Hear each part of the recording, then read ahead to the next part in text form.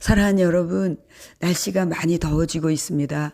하나님께서 우리를 배려하셔서 수분이 많은 수박을 여름에 내주셨는데 여러분 수박 자주 드시고 적절한 쉼을 가지시면서 시작되는 여름 잘 넉넉히 이겨내시기를 축복합니다. 오늘 저는 여러분들에게 너무 은혜로운 영상을 여러분들에게 소개하려고 해요. 제가 이것을 그냥 말하지 않고 그냥 이렇게 하려고 했는데, 그냥 진실한 게 좋겠다, 이런 생각 때문에 제가 여러분들에게 말씀을 드리겠습니다. 이 말씀은 몇 년 전에 우리 교회의 여성 공동체 헌신 예배 때 들은 말씀인데, 문득 오늘 새벽 기도 후에 제가 들으면서 너무 은혜가 돼가지고, 우리 구독자분들에게 이걸 보내드려야 되겠다. 이틀 전부터 자꾸 그 영상이 생각이 나면서 자꾸 이걸 보내드려야 되나 이런 고민을 하고 있었고, 제가 다시 들을 기회가 없어서, 근데 오늘 또 새벽에 그런 마음이 들어요. 그래서 주님, 이 영상을 우리 구독자들에게 보내요. 이제 이렇게 하고는 와서 들어보니까 제 자신이 너무 은혜가 되는 거예요. 막 갈피 너무 은혜가 되는 거예요. 그래서 이때에 말씀을, 이 헌신 예배 강사로 와서 말씀을 전한 사람이 제 딸입니다. 제가 여러분들에게 영상으로 한 2번 정도 얘기한 것 같아요. 10대에 하나님과 인격적인 만남을 가졌고, 하나님하고 둘이 성장했다고, 하나님이 키우셨다고. 그리고 이제 그렇게 하다 보니까 이제 이단하고 얘기를 할 때도 가장 본질적인 것으로 그냥 무릎 꿇게 되게 했다는 거, 그 본질의 중요성을 얘기했을 때, 또 아프리카의 사막에 갔을 때 또 영상을 잠깐 여러분들에게 보여주고 그랬는데, 오늘 그 말씀의 영상을 여러분에게 보내드릴 거예요. 제가 우리 가족에게 이 영상을, 함간사 영상을 올리려고 그런다 그랬더니 자기네는 말씀을 다 외운대요. 너무 좋아서 정말 말씀 그 내용 하나하나를 외운다고 그래요. 그래? 그 정도였냐고 해서 제가 기쁘고, 여러분들에게도 그런 은혜가 있기를 바라고, 또 제가 이제 이 얘기를 더 진솔하게 하는 거는 제 딸이 어떻게 하나님 앞에서 살아내는지를 제가 다 보고 있으니까 은혜가 돼서 진실하게 여러분들에게 소개합니다. 여러분 큰 은혜 받기를 축복합니다. 감사합니다. 저는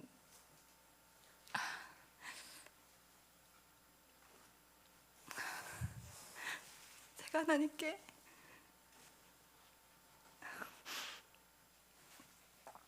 하나님, 제가 이렇게 설거지도 밀리고 살고 애한테 막 짜증도 내는 사람인데, 이 헌숙한 여인의 기도라는 이런 설교를 제가 메시지를 전해도 될까요? 그런 질문을 했어요. 그랬더니 하나님께서 너가 지금 현숙한 상태가 아니라 현숙을 향해 달려가고 있고 현숙을 굉장히 사모하고 있으니까 그 메시지를 전해도 돼, 이렇게 허락을 해주셨어요. 그래서 제가 즐겁게 준비를 했습니다. 근데 현숙한 여인의 기도라는 제목을 이렇게 하나님이 주시고 나서 잠언 31장의 그 내용을 저희 남편이 결혼할 때 항상 그랬어요. 당신은 현숙 31장에 나온 현숙한 여인이라고. 그러니까 현숙한 여인이 아닌데 욕심도 많고 하나님 앞에 되게 부끄러운 부분이 많은 여인인데, 한 10년 이상 계속 그걸 들으니까 계속 그것을 묵상하게 되고, 그렇다면 어떻게 사는 게 조금 더 현숙할 수 있을까, 그런 생각을 하게 되었던 것 같습니다. 현숙한 여인들에 대해서 성경에 나와 있는 많은 부분들이 있지만, 최근에 제가 그 막달라 마리아를 많이 또 이렇게 묵상하게 됐어요.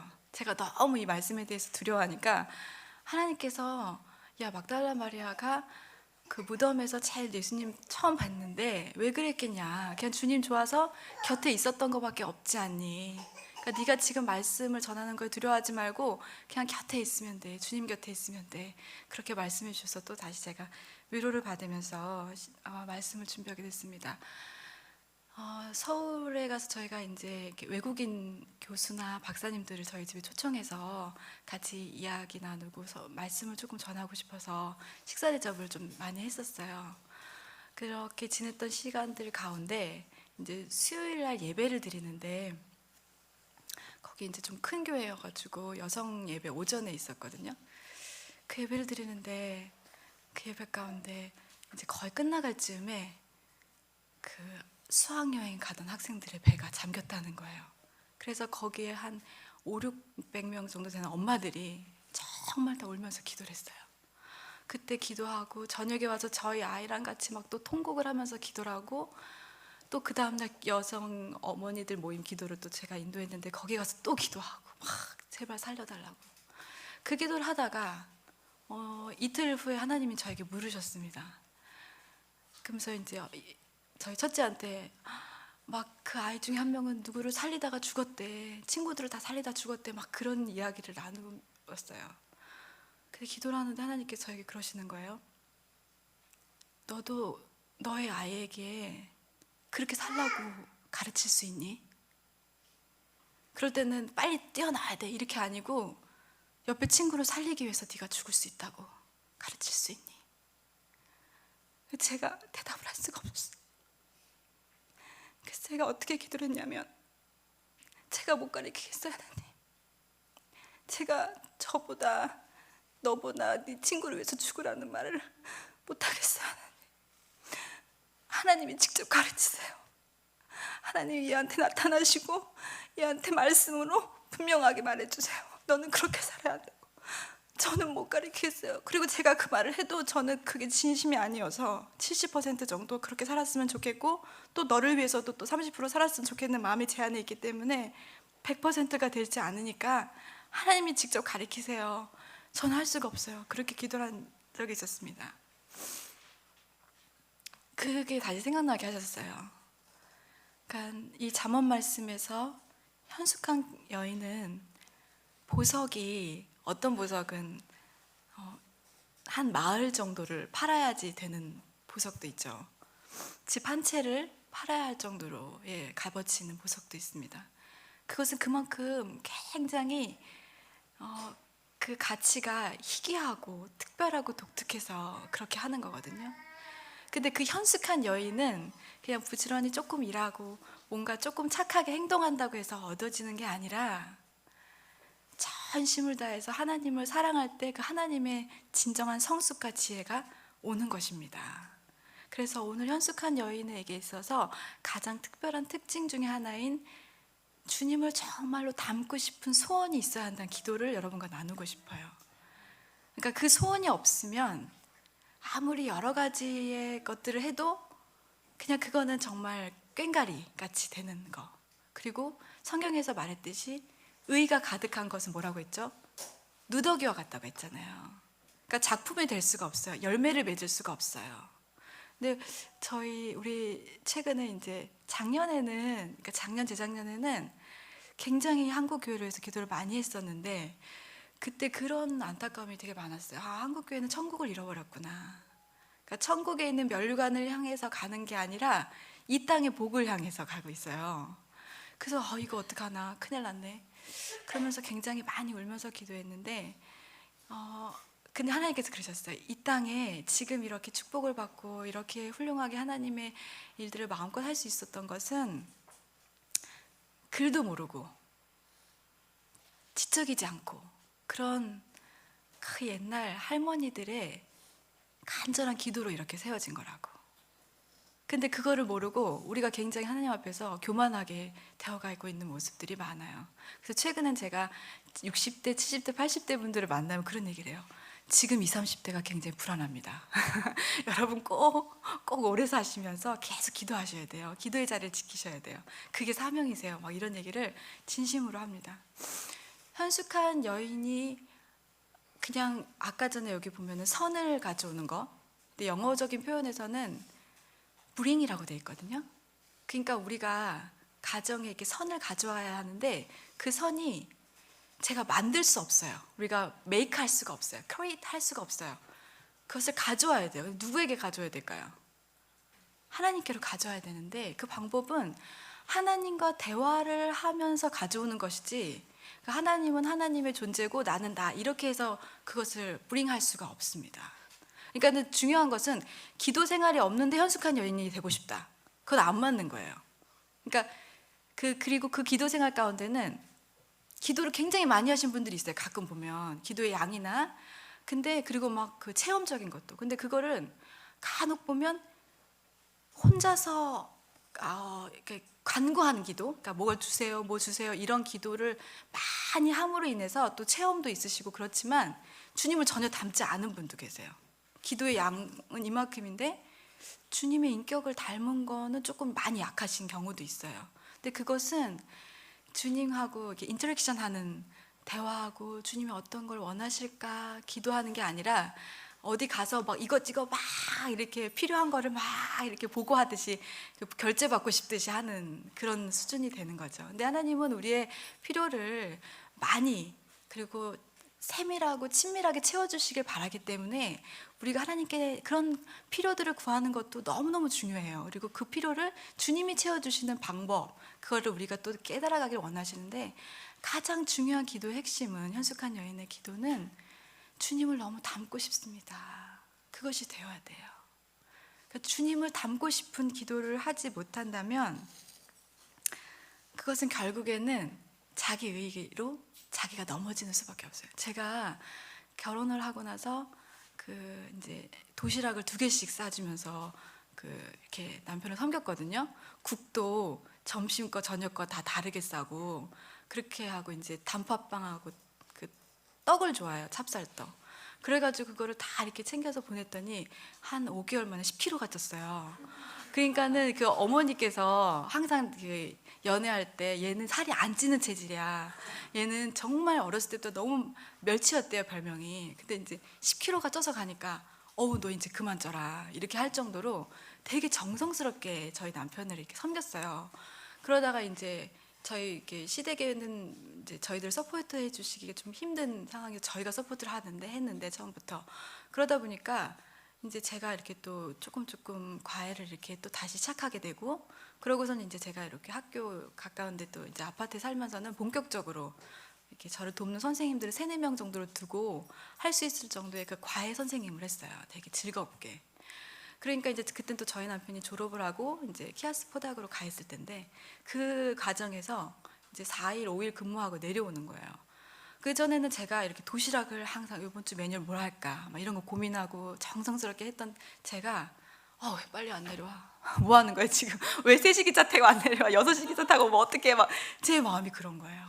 제 마음이 그러면서도 제가 너무 열심히 사니까 과외하죠. 애 둘을 다 키우죠. 막 다 교회 사역도 얼마나 제가 15살 정도 때부터 지금까지 한 부목사님 같이 살았어요. 교회 말단 부목사님 같이. 예. 그리고 말단 부목사님 또 이렇게 사모 역할, 애매한 사모 역할. 그럼 또 애매한 사모 역할 하면 또 다 시기를 받아요. 굉장히 그런 것 되게 많거든요. 목사님을 사랑하다 보면은 딸인데도 딸을 같이 예뻐해줘야 되는데 근데 어쨌든 그러면서 제가 굉장히 나는 너무 열심히 사니까 열심히 안 사는 사람들이 너무 답답해 보이는 거예요. 조금 더 열심히 살지 좀 더 일찍 일어나서 새벽기도 오지 뭐 하는 거야 막 이런 제 마음에 의의가 저도 그렇게 제 의의가 꽉 찼는지 몰랐는데 막 사람들에 대해서 그런 마음이 너무 많았던 거예요. 그러고서는 저희 남편이 1년 정도 있다가 너무 이게 과외가 수입이 저희 남편보다 수입이 확 좋았어요. 그러니까 이제 제가 그 마음이 어땠겠어요? 얼마나 하얀부시기에 교만했겠죠. 그러니까 그런 과정이 있다 보니까 그렇지만 저는 남편한테 되게 순종하고 기본적으로 굉장히 남편이 딱 이렇게 얘기하면 그걸 최대한 맞추려고 노력하고 그게 늘 있었거든요. 그렇기 때문에 제가 그거 하나님의 질서에 묻어져 있다고 생각을 하지 않았어요. 그런데 어느 날 이제 저보고 같이 서울로 이사를 가야겠다고 그러는 거예요. 그래서 지금 엄마들이 나를 너무 신뢰해줘서 과외를 더 많이 해야 되고 아니면 학원을 더 차려야 되는데 이게 지금 어떡하나 지금 교회 건축도 있어서 내가 이렇게 하고 있는 이 헌금의 비중도 작지 않은데 이걸 어떡하나 막 이러는데 하나님께서 가라 그러시는 거예요. 남편을 따라가라. 그래서 그냥 적당하게 이렇게 왔다 갔다 하면 되지 뭘 내가 거기를 가야 되나. 근데 하나님께서는 그때 그 시점에 제 마음에 어떤 걸 지적하셨냐면 네가 남편을 어려워하지 않는다. 전 되게 충격이었어요. 저는 잘했어요.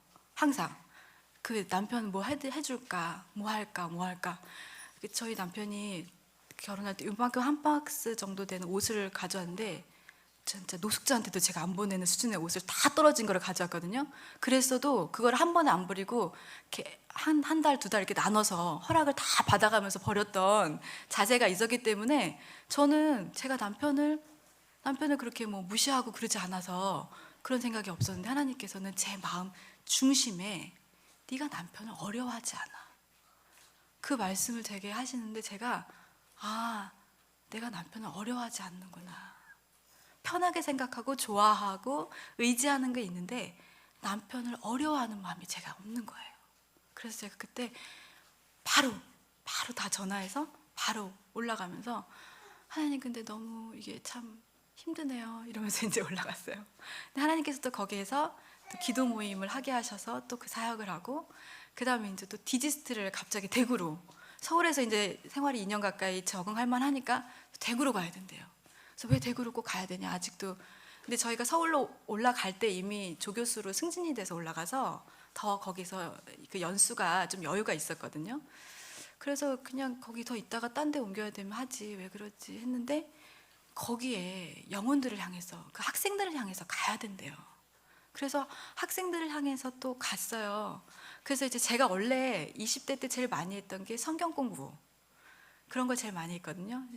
그 캠퍼스에 저를 되게 부담스러워하는 줄 알면서도 붙들고 성경 공부를 하고 저를 되게 부담스러워하는 줄 알면서도 영접 기도를 시키고 그런 일들을 20대 때 그 열정 있게 젊은 나이에 보건대, 뭐 한남대 막 그 주차료 막 10,000원씩 물어가면서 아토즈 경차 10,000원이면 되게 큰 거잖아요.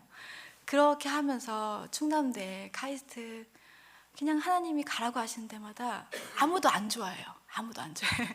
밥 사주는 건 좋아해도 복음을 전하려고 하면 아무도 안 좋아하거든요. 근데 계속 다녔어요. 그렇게 계속 다녔어요. 그러면 어느 날은 안 와요.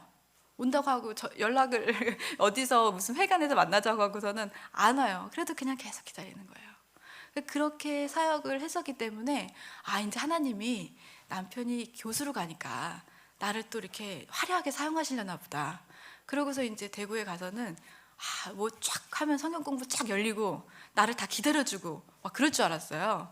그래서 막 그래 내가 다른 거 다 버리고 거기 가서 사역해야지. 그래서 이제 선교지로 갔어요. 근데 여기는 더 심해요. 저희 남편 둘이 기다려요. 학생들이 이제서 4학년이 차거든요. 근데 100% 다 국가에서 지원을 해주기 때문에 다 장학생이고 기숙사 생활하는데 저녁에도 수업이 있어요. 그러니까 총장님이 워낙 욕심이 많으셔서 그 막 뭐 여러 가지 과목이 많아요. 필수적으로 해야 되는 교양 과목도 많고 그러다 보니까 그 학생들을 가르치고 이렇게 하는 과정에서 교수님 저희 그게 기도회 하려고 그래요. 뭐 예배 때 위에서 기도회 하려고 그래요. 그러면 몇 시니? 뭐 9시 하려고 그래요. 그러면 저희는 막 간식을 싸가지고 가요. 그러면은 이제 애들이 좀 늦네 이러고 기다려요. 그다음 한 30분 지나면은 한 명이 와요. 한 명이 와가지고 되게 멋져가고 미안해하면서 와요. 그러면 이제 그 아이 위해서 기도해주고 그 한보따리 이제 싸가져온 거 주고 그러고서 이제 거의 1년을 그러면 하나님이 원하시는 거는 우리가 기도로 심는 걸 원하시는 것 같아요. 그래서 또 바보이지 않는 거예요. 저희들이 오지도 않는데 기다리는 의자를 바보의자라고 하거든요. 그래서 또 바보의자 앉아가지고 계속 또 기다렸어요. 근데 올 거를 기대를 안 하고 하니까 또 편하더라고요. 마음이 언제 올까 뭐 이런 거 없이 그냥 계속 1년 정도를 계속 둘이 기도하는 거예요. 하나님 보내주시옵소서. 영혼들을 보내주시옵소서. 디딤돌이라는 크리스찬 동아리는 있지만 또 교회를 다 다니고 있고 그러니까 뭐 그렇지만 우리가 바라는 건 이제 하나님을 모르는 영혼들이 왔으면 좋겠어서 계속 보내달라고 기도했어요. 그런데 2016년부터 작년부터는 지체들이 15명, 20명씩 하나님 보내주셨어요. 그래서 저희 남편이 이제 화요일마다 그 메시지를 전하는데 이번 작년 겨울에 마무리할 때쯤 되니까 그 학생들이 그 편지를 스승의 날도 아닌데 편지를 다 써서 보냈어요. 근데 그 편지가 또 저희들한테 굉장히 큰 힘을 주고 근데 거기에 제가 등장하는데 저는 화려하게 또 데뷔 성경 공부 인도자로 데뷔할 줄 알았는데 제가 하는 거는 기도하다가 이제 뭘 했냐면은 계속 카스테라 만들어서 보내고 크로아상 만들어서 보내고 계속 베이킹의 그 사역을 1년 가까이 했어요. 스파게티, 뭐 피자 이런 거 저녁에 출출하니까 계속 만들어서 보내는 거예요. 근데 그게 그 학생들에게 굉장히 힘이 됐던가 봐요. 그래서 그런 글들을 읽으면서 제가 너무 감사하다, 감사하다 그러는데, 제가 원래 이렇게 간사 일을 하다 보니까 주로 처음 만나는 지체들이 많고 성경 공부 인도를 하다 보면 썰렁하니까 말의 양이 많았어요. 그리고 재밌게 해줘야 될 것 같고, 막 그게 20대 때는 잘하는 부분도 있었지만 오버하는 부분이 많아서 말을 하고 오면 너무 힘든 거예요. 그 죄책감도 느껴지고 내가 쓸데없는 말 했다 막 이런 걸로 막 그랬었어요. 근데 2년간은 조금 굉장히 외롭게 지내고 있었거든요, 대구에서. 그러니까 하나님께서 이렇게 어떤 모임에 가는 걸 이렇게 가긴 하지만 말을 안 하기를 원하시고, 또 말을 하고 오면 되게 후회가 돼요. 그러니까 계속 말을 안 하니까 또 친구도 없어지는 거예요. 같이 함께 이렇게 뭐 기도 제목 나눌 친구도 없을 정도로 2년 가까이를 거의 말을 안 하게 하시는 거예요. 하나님께서 뭐라고 하시냐면, 요즘에는 말을 잘하는 게 굉장히 특별하고 훌륭한 것 같지, 근데 말은 안 하는 게 능력이다. 그래서 너가 말을 안 했으면 좋겠어. 그래서 제가 가끔 가다가 이제 저희 남편한테 여보 이런 일이 있었는데 이랬어요 이러면 저희 남편이 되게 싫어해요, 제가 말하는 거를. 그런 말 하지 말라고 막 그래요. 그래서 아니 내가 이 정도 말도 자기한테 안 하면 내가 누구한테 하냐. 근데 어쨌든 자기는 그런 말 안 하는 게 낫다고 막 그렇게 저를 굉장히 면박을 줘가지고 굉장히 외롭지만 한편 굉장히 감사하게 2년 가까이를 외롭지만 그 외로움만큼, 예를 들어 추수감사, 부활절, 크리스마스 때 이럴 때 하나님이 팍팍 터뜨려 주셨어요. 그냥 하나님의 임재, 하나님의 거룩하심으로 저를 막 채우시니까 제가 특히 사람들과 함께 대화하면서 풀어가고 싶었던 부분들이 안 해도 이렇게 안 해도 그렇게 살 수가 있구나, 그런 생각이 들었어요. 항상 그런 생각을 하며 살았거든요. 내가 하나님 만약에 다른 외지 선교사, 아니면 이 땅에 갑자기 북한이 다 쳐들어와서 내가 산에 가 살아야 되면 어떡하지? 그래서 제가 손으로 할 수 있는 걸 잘하는 게 많아야 된다고 생각을 했어요, 혼자서.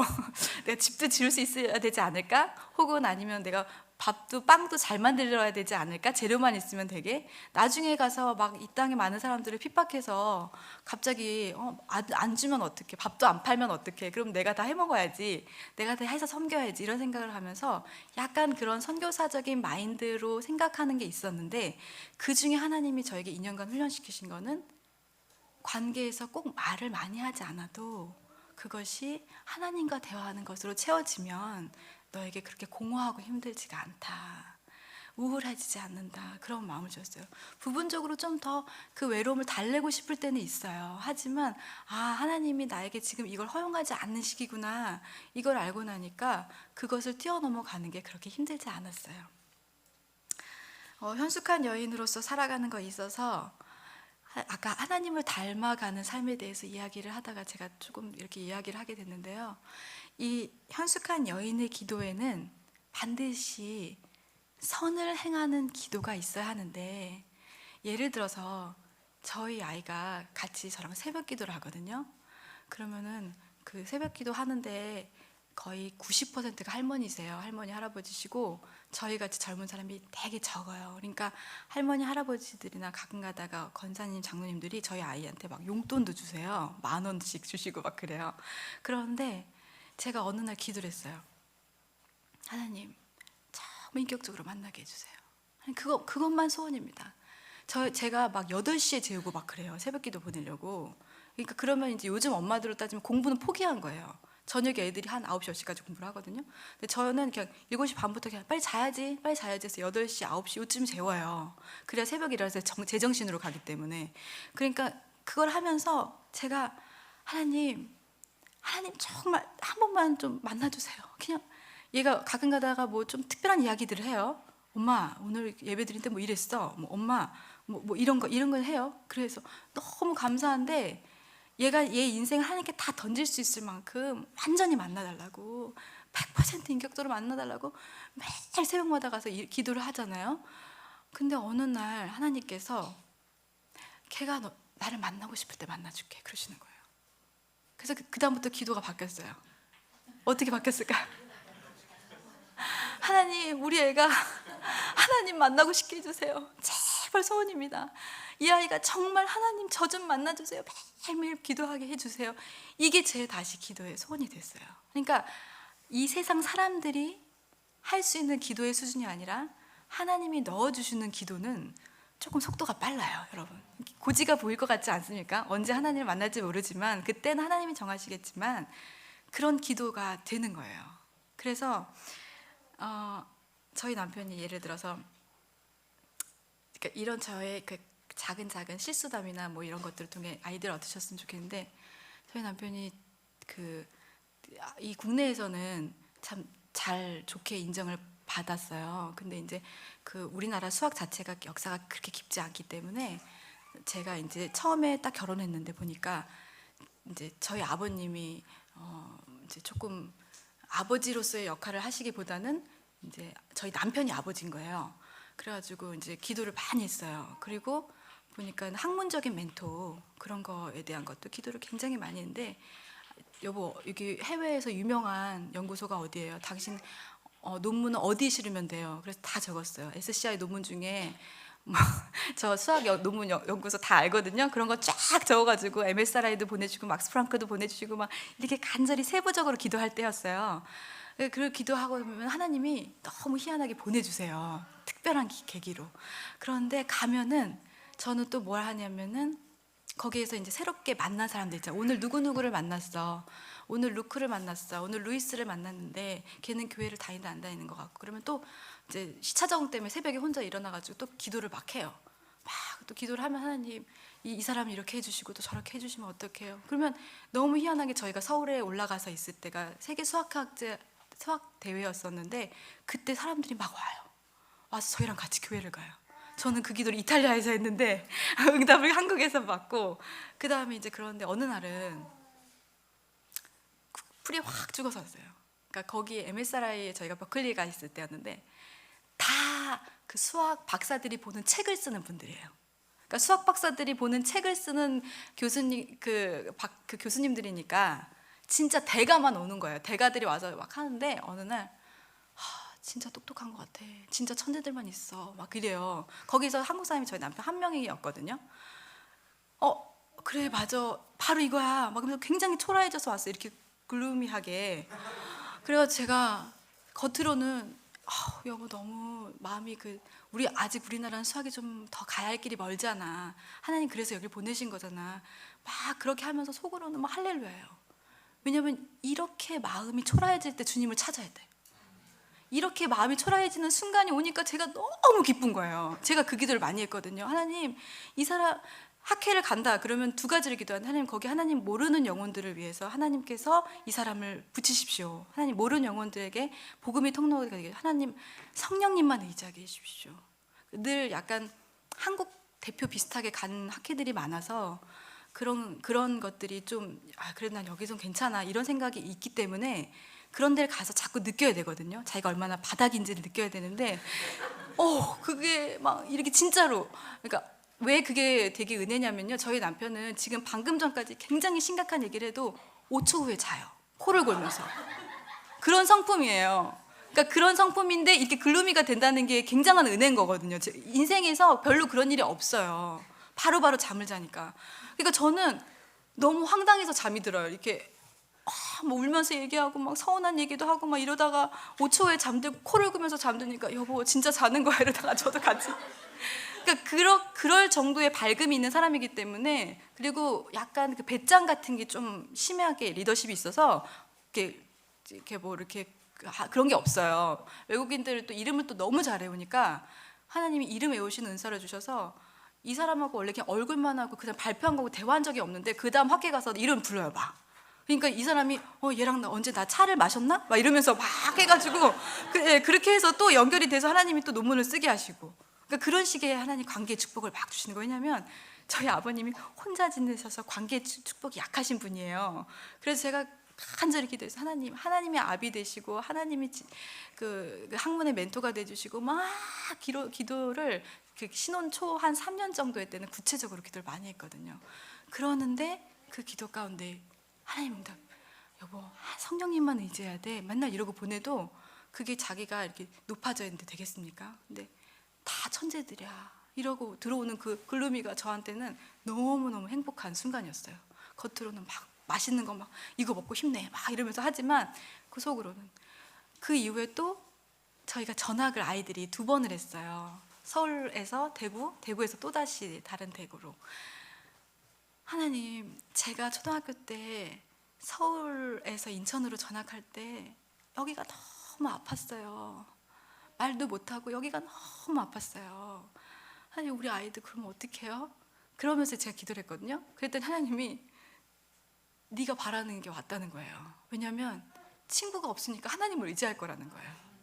그래서 제가 진짜 또 할렐루야를 하면서 하나님, 그 대신에 하나님이 더 친밀한 친구가 되어주십시오.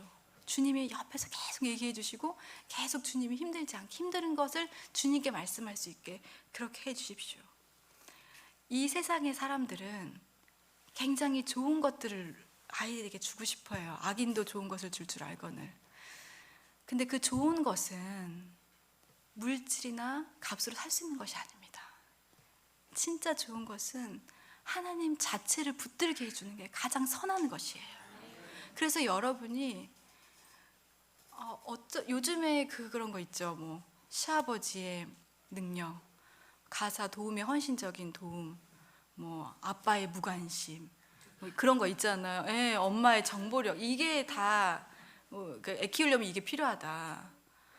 물론 이제 사람들이 막 재밌게 하라고 말하는 건데 그런 거는 물질로 채워져서 할 수 있다고 생각하는 범위인데, 이 땅에 수많은 엄마들이 있는데 그 수많은 엄마는 어떤 사람은 초등학교밖에 못 나온 사람도 있고 어떤 사람은 대학원 박사인 사람도 있고, 근데 하나님이 이 세상을 살아가는 방법의 지혜로 그런 사람들이 말하는 여러 가지 요소를 통해서 복을 허락하실까? 그건 아닌데 교회에도 그게 되게 많아요. 그래서 저희 서울에 다녔던 교회에서는 그 무리들이 막 있어요. 그런 것들을 즐기는 무리들. 근데 하나님이 원하시는 거는 그게 아니거든요. 그리고 하나님이 원하시는 크리스찬이 가야 할 길은 그게 아니잖아요. 그래서 제가 엄마들 기도 모임에서 같이 기도할 때 그런 얘기를 했어요. 하나님을 사랑하게 해달라고 하는 기도, 하나님을 닮게 해달라는 기도, 하나님의 영광을 위해서만 살게 해달라는 기도를 하는 어미면 된다. 그 기도를 하지 않는 어미면 벤츠를 끌고 아이의 학원을 돌아다니는 엄마보다도 그 엄마가 훌륭한 게 아니라 그 기도를 할 수 있는 엄마가 제일 위대한 엄마라고. 그렇기 때문에 이 기도의 순간이 가장 아름답고 고귀한 거라고 그런 나눔을 한 적이 있어요. 이 선한 것을 만들어낼 수 없는 우리가, 하나님이 그 남편에게 선한 것을 주는 자다 현숙한 여인이 그랬을 때는 기도를 통해서 그 선한 것을 직접적으로 체험하고 느낄 수 있게 도우신다는 거예요. 근데 그래서 현숙한 여인은 무슨 기도를 해야 되냐면요, 하나님, 제가 기도를 좋아하게 해주세요. 그 기도를 하셔야 돼요. 기도가 숙제가 아니라, 기도가 해야 되는데 잘 안 되는 부분이 아니라, 하나님, 제가 기도가 너무 좋게 해주세요. 하나님, 기도하지 않고선 견딜 수 없게 해주세요. 그러면 여러분, 제가 아까 이렇게 하나님 왜 제가 현숙한 여인의 기도를 왜 하라고 하세요? 뭐 이랬던 것들 있잖아요. 그게 꼭 새벽 기도 때 한 게 아니에요. 그냥 이렇게 뭐 책상 정리하다가 뭐 이런 거 하다가 하나님 저한테 왜 그렇게 하셨어요? 저는 왜 그게 싫지요? 이런 기도가 계속 되는 거예요. 그러면 여러분이 하나님, 저는 이게 너무 좋은데 이거를 포기하려니까 또 이게 싫어요. 이런 기도들이 계속 되는 거 자체가 하나님을 닮아갈 수 있는 가장 빠른 지름길인 거예요. 기도의 능력이 많아도 말씀에, 제가 좀 부끄러운 말이지만 20독을 20대 때 한 그 순간이 있었어요. 그러니까 마음이 굉장히 부유해지는 거예요. 그래가지고 그때부터는 성경을 읽어도 카운트를 안 했어요. 그래서 그 20독 이후에는 몇 독을 했는지 모르지만 그런 걸 느꼈어요. 아, 인간이 이 말씀이 다 주님 것인데 내가 그걸 통해서 쫙 펼쳐지듯이 머릿속으로 막 헤아리지고 아니까 굉장히 교만해지는구나. 그걸 알았어요. 그래가지고 제가 그 다음부터는 주님, 이게 모르겠습니다. 저는 잘 모릅니다. 이 말씀을 하나도 모르니까 다시 깨닫게 해주세요. 막 제가 큐티를 중학교 때부터 해가지고 생명의 삶을 이만큼 쌓아놓을 정도로. 근데 그 생명의 삶이 다 적용과 깨달음으로 빽빽한 그걸 쓰는 낙으로 살았던 사람이었거든요. 근데 그게 다 내가 원하는 내 말씀, 내가 좋아하는 걸 취했지 정말 주님께 순종하는 게 너무 어렵더라고요. 주님 앞에 순종하기에는 나를 깎아야 하는데 그 깎는 순간이 너무 싫어가지고 요리조리 말씀을 깨닫는 즐거움에 나를 만족시키면서 그렇게 지냈던 시간이 너무 많은 거예요. 그래서 어느 순간 그렇게 쌓였던 생명의 삶을 다 태워버리고 싶더라고요. 그래서 싹 버렸어요. 너무 창피해가지고. 내 지적인 것에 유의였지 내가 하나님의 말씀을 살아드리는 것에 대해서는 이미 이런 거 있잖아요. 내가 이렇게 많이 하고 있는데 뭐 이것까지 꼭 해야 돼? 내가 이렇게 예배드리고 있고 이렇게 기도하고 있고 이런데 내가 꼭 순종까지 해야 돼? 이런 제 수준이었던 거예요. 근데 하나님은 항상 기뻐하라, 늘 기도해라, 범사에 감사해라, 이 말씀 하나도 평생을 다해서 지키는 게 너무 어렵다고. 그래서 그거라도 노력하며 살았으면 좋겠다고 어느 날 저에게 말씀하셔서 그 다음부터 하나님 지금 이 순간 제가 어떻게 기뻐해야 될까요? 그런 적이 있었어요. 이게 되게 절망적이고 힘들고 막 이렇게 저를 에워싸는 어려움들이 있을 때 어떻게 해야 될까요? 그러니까 하나님께서 지금은 기쁘지 않아도 기뻐하기로 작정해 이러시더라고요. 그래서 제 마음의 중심이 어디로 갔을까요? 기쁠 수가 없는데 기뻐하기로 제 중심을 두는 거죠. 아까 현숙한 여인의 기도 가운데는 뭐를 좋아하게 해달라고 기도했다고 했죠? 예, 기도를 좋아하게 해달라고. 여러분을 너무 사랑하셔서 기도를 통해서 주님은 여러분의 삶의 모든 것들을 함께 나누기를 원하세요. 그리고 제가 오늘 그러니까 두 가지였는데 선을 행하는 거.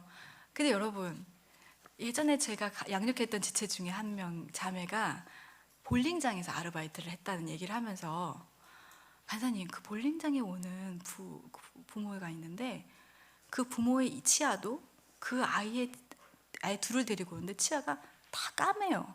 그러는 거예요. 자기가 몇 번을 겪어봤더니 항상 콜라를 달고 산대요. 콜라를. 그 콜라를 이렇게 계속 달고 사니까 애들 자기가 콜라를 좋아하니까 애를 콜라를 다 먹이니까 애들이 이가 없는 거예요. 이가 거의 까맣게 다 썩어버린 거예요. 전체가요. 그러니까 이게 얼마나 이 부모는 뭐가 선한 건지 모르는 거예요. 이 부모는 자기가 그냥 좋아하는 걸 나눠줬을 뿐인 거예요. 그래서 우리가 주님, 우리 가정의 주님 자체뿐만 아니라 주님이 선하게 여기시는 것이 무엇입니까?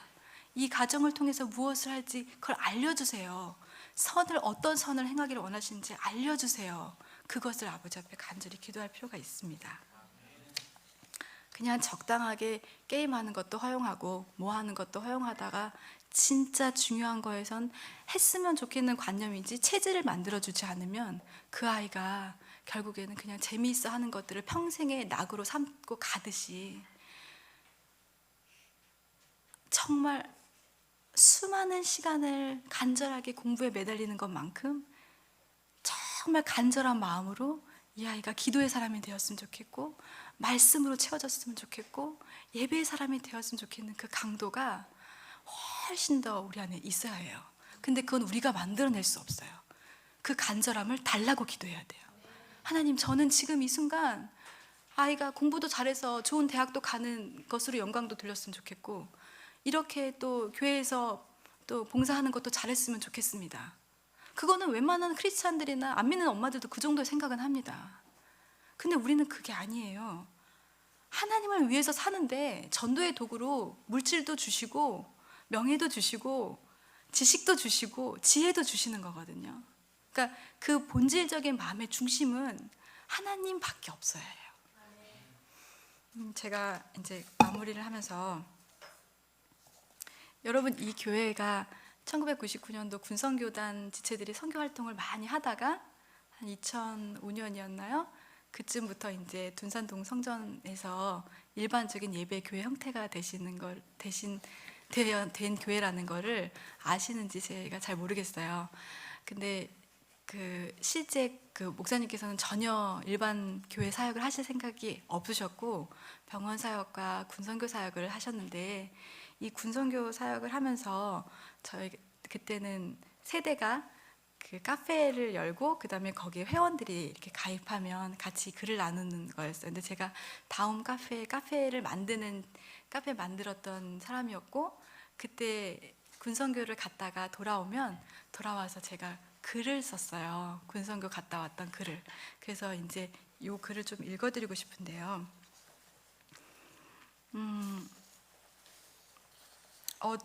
지금은 새벽 예배를 다녀온 후 침대에 잠시 누웠다가 어제의 그 벅참이 식어질까봐 일어나 컴퓨터를 켰습니다. 대전 팀들은 새벽 1시가 넘어서 도착을 했습니다. 비행기 표가 없는 서울팀 태우 형제와 정명 형제는 대전역에서 1시 30분 차를 타고 서울로 출발했습니다. 한마디로 금요일 밤부터 월요일 새벽까지 한순간도 놓칠 수 없었습니다. 수련회 때 기도회는 주일날 집회 장소로 섬기게 되는 해군교회에서 울부짖었습니다. 성령님의 임재하심이 너무도 강력하여 방언을 받은 지체도 있었습니다. 연습하면서도 내내 울었습니다. 너무 행복했죠. 해군 집회와 공군 집회는 그저 너무 행복한 예배로 깊이 감사하며 어떻게 우리가 하나님께 이렇게 예배드릴 수 있을까라는 감격 속에 빠졌습니다. 너무도 황송할 뿐입니다. 지금도 가슴이 뛰는 하나님의 분명한 보너스 선물. 집회를 모두 마치고 차 안에서 저희는 다시 눈물 바다가 되었습니다. 찬양하다가 기도하다가 누군가가 인도하는 기도회가 아님에도 LP의 차 안에 성령님께서 임재하시니 저희들은 끼역끼역 소리를 내면서 하나님에 대한 감격으로 너무 행복했습니다. 어떻게 해야 할까요? 어떻게 살아야 할까요? 이렇게 하나님께서 부어주신 은혜가 큰데 어떻게 해야 할까요? 그분이 우리에게 이렇게 한없이 주시는데 지금도 자꾸 눈물이 나려고 합니다. 이번에 LP를 섬겨주신 분들이 너무 많지만 머슴처럼 모든 심부름을 도맡아 해주신 태호 형제와 본업이 LP고 기자는 부업이라던 정명 형제에 너무 감사합니다. 가장 중요한 LP에게 기도로 산소를 공급해 주시는 LP의 중보 사역자님들의 기도 너무 감사합니다. 저희가 더욱 순수하고 성숙해져서 날이 갈수록 주님을 꼭 닮아 주님께서 그토록 아끼시는 그 수많은 병사들과 함께 울며 예배할 수 있도록 기도해 주셨으면 좋겠습니다. 모든 영광은 하나님께서 홀로 받으시기 원합니다. 2월 3일 새벽 5시 포항으로 출발. 도착 후 바로 샌드위치 만들기. 1시, 3시 집회 후 진해로 출발. 2월 4일 새벽 4시부터 7시까지 샌드위치 만들기. 9시 해군 집회 후 진주로 출발. 도착하자마자 샌드위치 만들기. 7시 집회 마치고 대전으로 출발. 너무 귀한 집회를 은혜 가운데 마쳤습니다. 저희들의 건강을 염려해 주신 많은 분들, 전도사님께서는 이틀 전까지 링거를 만지시다가 언제 그랬냐는 듯 집회 때는 성령님의 새 힘으로 감당하셨습니다. 차 안에 있는 가방에 몰래 해병대 배지를 달아준 해병대 병사들, 돌아오는 길에 나에게 당신은 주님께서 보내신 사랑의 편지를 불러준 헌병, 해군들의 진지한 눈빛, 2년 동안 처음 보는 광경이었다는 공군들의 환호성, 하나님 앞에서의 눈물로 예배하는 병사들이 아직도 살아 움직이는 듯합니다. 함께 기도해 주셔서 너무 감사합니다. 또한 힘든 아르바이트 11조를 보내주신 회원님, 이번 사회 집회 샌드위치값 150만 원을 선뜻 후원해 주신 한결같으신 회원님, 그 외에 너무 간절히 중보해 주시는 많은 회원님, 예수님 기뻐 노래하시니 잃어버린 영혼 돌아올 때, 예수님 기뻐 춤추시니 잃어버린 영혼 돌아올 때, 이 찬양을 하루 종일 부르면서 LP의 사역을 중보했다는 어느 형제님과 같은 숨은 기도 덕분으로 저희는 너무 과분한 은혜를 누리고 왔습니다. 3시 집회와 7시 집회 모두 성령님의 임재하심으로 귀한 시간이었습니다. 지체들이 거의 하루 종일 굶었었는데요. 하나님의 선물로 춘천에서 유명한 닭갈비집에서 닭갈비와 쟁반국수도 대접받게 되었습니다. 오늘은 기무사 특전사 집회를 하며 집회를 하고 돌아와서 너무 좋은 새벽을 맞이했습니다. 갑자기 무슨 복이 있길래 젊은 날에 누군가를 위로하고 생명을 넣어주는 일에 이렇게 사용하시나라는 생각을 하면서 아주 많이 감사드렸습니다. 정말 하나님께서 영혼들이 돌아오는 것에 대해 얼마나 행복해 하시는지 푹 젖어 있다 왔습니다. 마지막 글인데요. 역시 너무 좋은 집회였습니다. 반 이상이 의사들이라 나이도 웬만큼 드셨고 해서 큰 반응이 있을까 했지만 성령님의 임재하심은 우리의 모습을 한없이 어린아이로 만드셨습니다. 저희가 오히려 은혜를 받고 왔습니다. 훈련생들의 아카펠라 가스펠송은 잊을 수 없을 것 같습니다. 매우 기대가 되는 눈빛이 아주 많았던 곳이었습니다. 저희가 새로 도입한 개구리 소년과 LP라는 노래 너무 좋습니다. 개구리 소년 빰빠밤, 개구리 소년 빰빠밤. 내가 울면 LP의 연못에 비가 온단다. 비바람 몰아쳐도 울지 말고 일어나라 빰빠밤 피리를 불어라. 개굴개굴 삘릴리 삘릴리 개굴개굴 삘릴리. LP의 연못에 웃음꽃 핀다. 전 이 노래를 부르면서 자꾸 마음이 찡해집니다. 너가 울면 LP의 연못에도 비가 내리는 군인의 아픔을 함께 나누는 LP가 된 듯합니다. 아직 부끄럽지만 하나님의 부으심으로 주님의 마음으로 한결같이 군인을 사랑하고 싶습니다. 집회를 마치고 돌아와서 이렇게 글을 다 쓰면 그 보이지 않는 손길의 기도와 후원으로 그렇게 군선교가 운영이 됐어요. 근데 이 군선교의 되게 재미있는 특징은 군선교단 찬양하는 팀들은 다 시스템을 가져가잖아요. 근데 목사님이 모성이 가득하셔서 시스템은 안 사고 처음부터 샌드위치를 300개, 500개, 1000개 이렇게 가지고 다니는 그런 사역을 하신 거예요. 그래서 지체 중에 한 명이 항상 군부대에 전화를 해가지고 혹시 거기 드럼 있나요? 네, 없으면 좀 옆에 교회에서 좀 빌려다 놓으실래요? 맨날 이렇게 전화를 했어요. 그러면 그 군중들이 아, 네네 알겠습니다. 그러고 이제 전화를 끊고서는 저희가 도착해서 보면 자기네 그거 다른 데에서 이렇게 빌려와가지고 군장 놀았다고 막 그래요. 우리 너무 미안한데 계속 그러고 다녔어요. 계속 샌드위치를 가지고 다녔지 그 군부대 시스템을 막 장반을 하는 생각을 못했어요. 그러니까 우리가 가서 화려하게 찬양하고 오는 게 목적이 아니라 하나 먹이고 복음을 전하는 게. 그래서 항상 목사님께서 지금 목사님이고 그때 전사님이셨는데 그때 뭐라고 하셨냐면 여러분 대전역 가서 전도지 100장 나눠주려고 해봐요. 얼마나 힘들고 받지 않나. 근데 여기는 다 모아놓고 전도하라고 하는데 얼마나 좋냐. 우리는 찬양하러 가는 거 아니라고. 전도하러 가는 거고 선교하러 가는 거니까 그렇게 해야 된다고. 그렇게 하는데 다 각자 교회를 섬기니까 연습할 곳이 없었어요. 그래서 이 교회에서 저희 연습해도 될까요? 저 교회에서 연습해도 될까요? 하는데 이 교회에서 연습하다가 어느 날 그 지하에서 기도를 하는데 하나님이 너무 기뻐하시는 걸 느꼈어요. 제가 하나님이 이걸 너무 행복해 하시는구나. 아무것도 어떠한 인정도 바라지 않고 그냥 군인을 향해서 달려가는 그걸 기뻐하시는구나. 그래서 제가 그때 딱 그랬죠. 하나님, 저희들이 지금 이쁘세요? 저희들 때문에 행복하세요?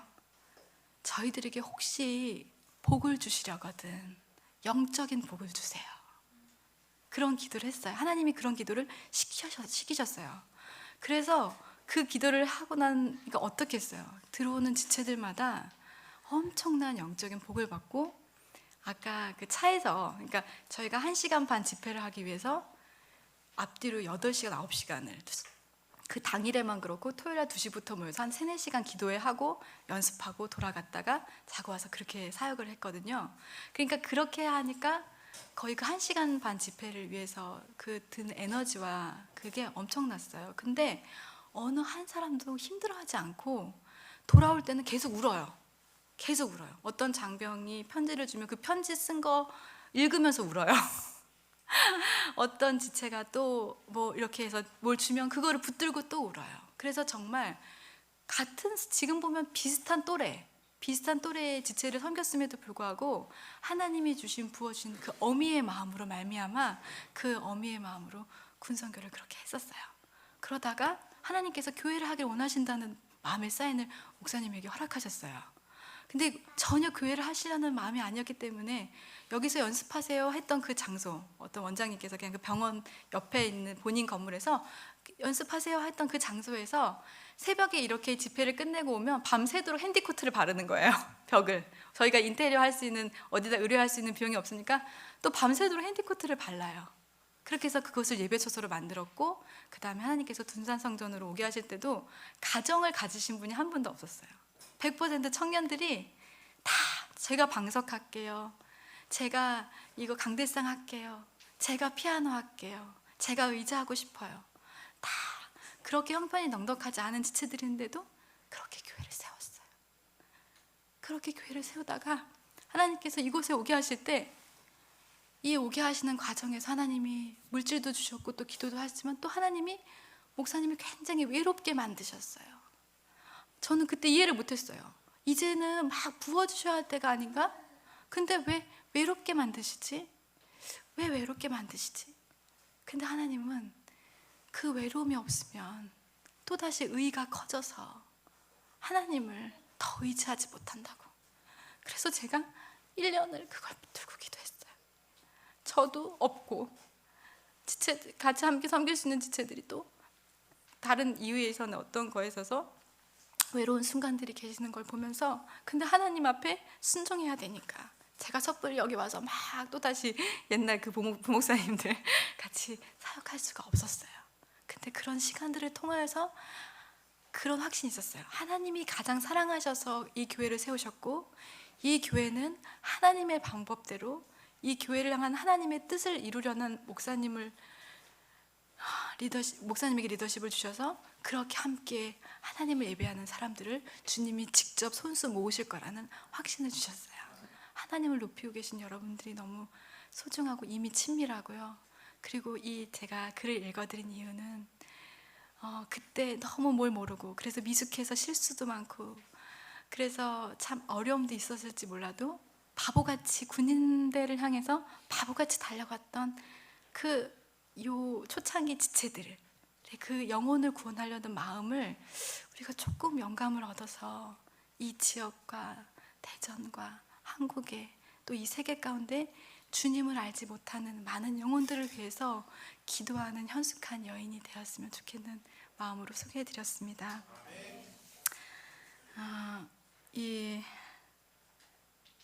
하나님께서 저에게 이 영혼들을 구원하는 이거에 있어서 이제 마음의 다짐을 하지만 막상 문자 보내면 또 외면하고 차 한 잔 마시자고 하면 또 하고, 나한테 저렇게 차갑게 안 대도 되는데 차갑게 하는 그런 거를 경험하시게 될 거예요. 그런데 그런 것을 경험하는 그 순간의 감정 가운데 하나님이 항상 함께 하시는 거를 잊지 마시고요.